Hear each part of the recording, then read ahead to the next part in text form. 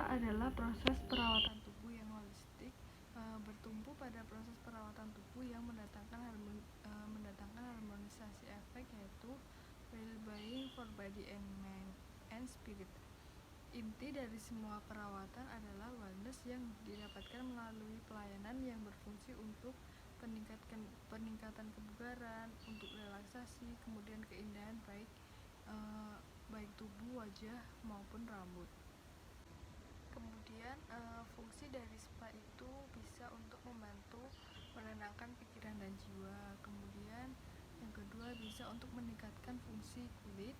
Yang ketiga bisa untuk bisa mengembalikan dan meningkatkan kesehatan. Yang keempat untuk meningkatkan refleksi pada pencernaan. Kemudian yang kelima untuk meningkatkan fungsi jaringan otot. Yang keenam untuk meningkatkan peredaran darah. Kemudian tujuan dari spa itu ada dua, yaitu tujuan umum dan tujuan khusus. Tujuan umumnya yaitu pada metode ini biasanya untuk menyembuhkan beberapa penyakit.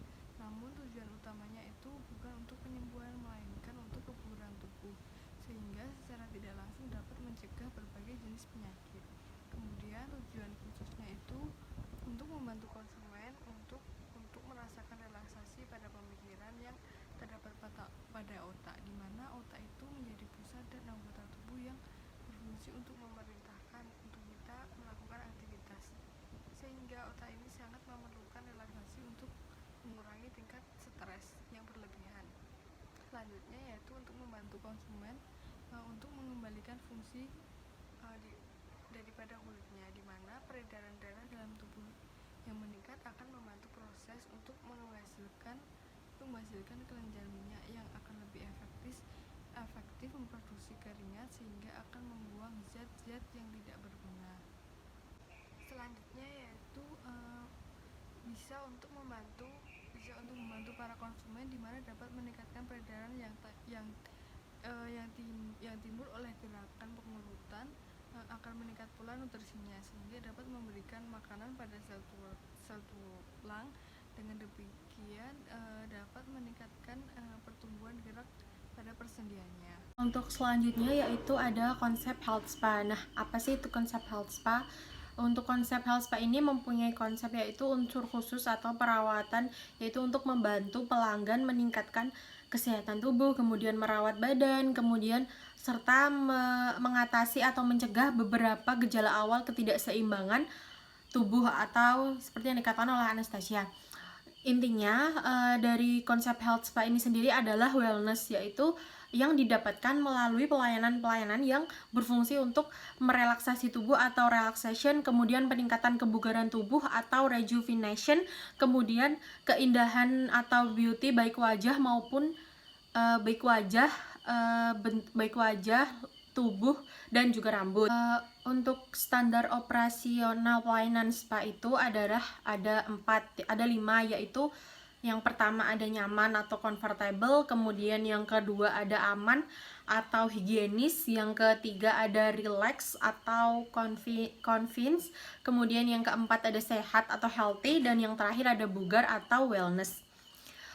Untuk selanjutnya yaitu minyak atau oil yang dapat digunakan dalam perawatan spa menurut Anastasia 2009 adalah yang pertama itu ada minyak esensial atau aromaterapi. Selanjutnya yaitu minyak atau oil yang dapat digunakan dalam perawatan spa menurut Anastasia 2009. Yang pertama ada minyak esensial atau minyak aromaterapi yang berasal dari ekstrak kayu, daun, bunga, dan juga rumput yang dimana dapat memiliki aromaterapi untuk aromaterapi atau aroma unik. Nah, untuk minyak esensial ini dapat membantu untuk menyehatkan tubuh, pikiran, dan juga jiwa atau terapeutik efek. Nah, untuk minyak esensial ini dapat digunakan untuk meringankan, mengurangi dan menyembuhkan beberapa gejala penyakit seperti stres, kemudian insomnia, dan juga migrain. Nah, untuk minyak selain esensial yang dapat digunakan dalam perawatan spa yaitu ada Selain itu, minyak esensial juga dapat meningkatkan stamina atau revitalizing dan juga untuk membuat tubuh terasa lebih muda atau rejuvenation. Kemudian yang selanjutnya ada minyak zaitun, yaitu untuk perbaikan kulit atau menghilangkan sel-sel kulit mati di permukaan kulit atau seperti ekstrak bengkoang. Juga yang terakhir ada lulur yang digunakan untuk mengangkat sel-sel kulit mati sehingga kulit tampak halus, cerah, dan juga lembut. Kemudian ada masker powder yang digunakan untuk mengencangkan kulit, kemudian mencerahkan warna kulit. Teknik yang pertama yaitu concentration, dilakukan pada area atas pipi dan mata. Yang pertama, dorong perlahan ke atas atau ke samping, kemudian tahan dalam 3 hitungan, lalu diulangi selama 3 kali. Yang kedua yaitu discrimination, di mana dilakukan pada area wajah, terutama di pipi. Yang pertama yaitu pijat sisi hidung dengan jari telunjuk secara perlahan, kemudian ulangi 24 kali. Yang ketiga yaitu fresh energy, dilakukan pada area wajah, lebih fokus pada area kening. Gunakan kelima jari kamu, kemudian ibu jari di belakang telinga geser keluar secara perlahan. Yang keempat yaitu decision making, dilakukan pada area kepala bagian kanan dan kiri. Gunakan 4 jari di area pelipis, kemudian putar atau tekan secara lembut.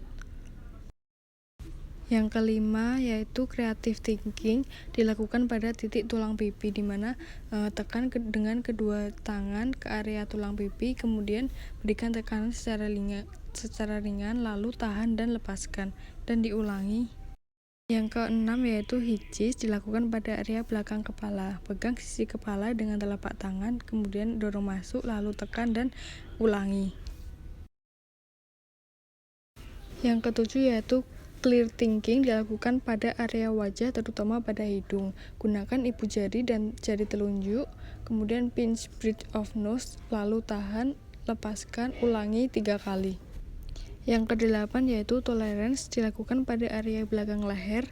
Gunakan ibu jari dan telunjuk dari kedua tangan, kemudian geser ke atas dan ke bawah, tekan secara merata. Yang terakhir friendship, dilakukan pada area belakang telinga. Letakkan jari telunjuk dan jari tengah di samping telinga, kemudian ditempelkan di kepala, arahkan jari ke atas dan ke bawah. Yang pertama ada teknik neck dan lower head. Ini dilakukan pada area belakang leher sehingga memberikan manfaat melancarkan otot-otot yang tegang dan syaraf-syaraf pada leher belakang. Untuk teknik yang kedua yaitu ada teknik shoulder area, yang dimana dilakukan pada area-area bahu, yang dimana pada area bahu itu memiliki ketegangan otot dan memiliki titik ketegangan otot yang cukup tinggi.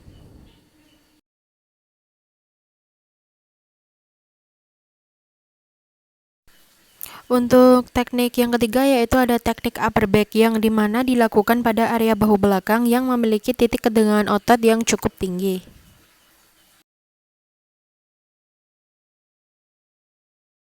Yang keempat ada teknik back and spine, yang dimana dilakukan pada area punggung yang lebih kepada tulang-tulang yang nyeri dan syaraf-syaraf punggung.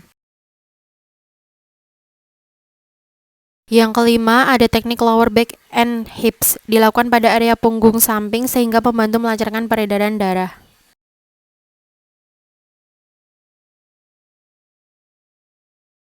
Yang keenam ada teknik thighs and upper legs, yang dimana dilakukan pada area paha atas dengan memberikan manfaat untuk mengembalikan syaraf-syaraf dan melancarkan peredaran darah. Untuk teknik selanjutnya itu knee and lower legs, dilakukan pada area lutut, dimana menjadi persendian, dan area kaki bawah sebagai penggerak dan melancarkan peredaran darah untuk mengembalikan persendian. Untuk selanjutnya ada teknik lower legs and calf, dilakukan pada area kaki ke bawah sampai dengan betis sehingga membantu untuk mengembalikan titik-titik syaraf ke tempat semula.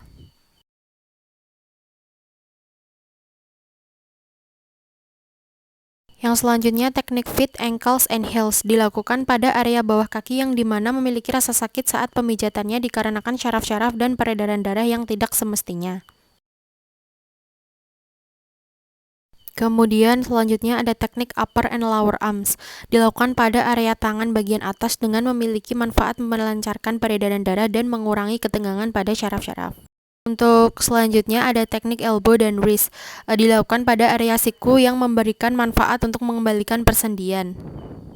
Dan yang terakhir ada teknik hand and fingertips, dilakukan pada area tangan yang lebih memberikan rasa rileks pada jari-jari tangan yang dimana sering digunakan untuk beraktivitas dalam kegiatan sehari-hari.